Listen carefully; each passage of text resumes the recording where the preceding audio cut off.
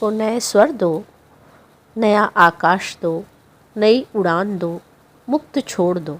वह प्रकृति की कला का अंश है, सृजन है, सृष्टि है, संस्कृति है।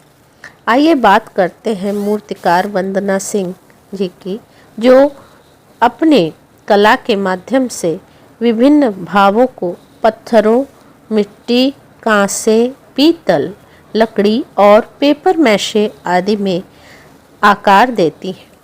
किसी ने खूब ही कहा है, कला रंगों के बीजों की खेती नहीं है, ये तो अंतःकरण के संस्कारों का फल है। बनारस हिंदू यूनिवर्सिटी के फाइन आर्ट से MFA और UGC की JRF स्कॉलर वंदना सिंह की कई प्रदर्शनियां भी लगी हैं।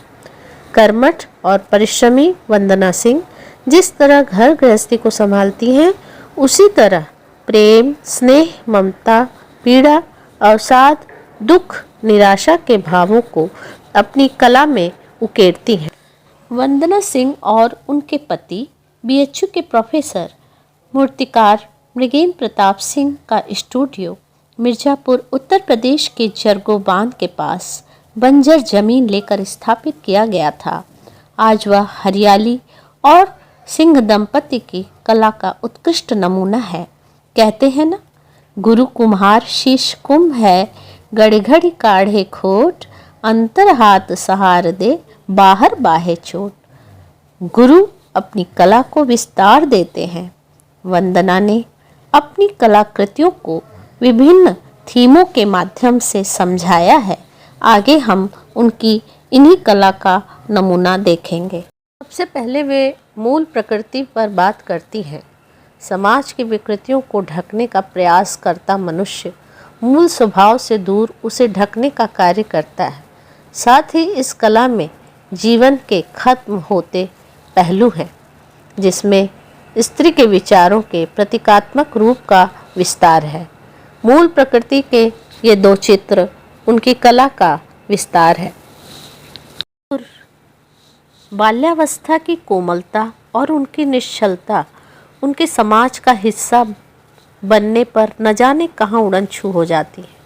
उनके निस्वार्थ भाव न जाने किस अतीत के पन्नों में छिप जाते हैं।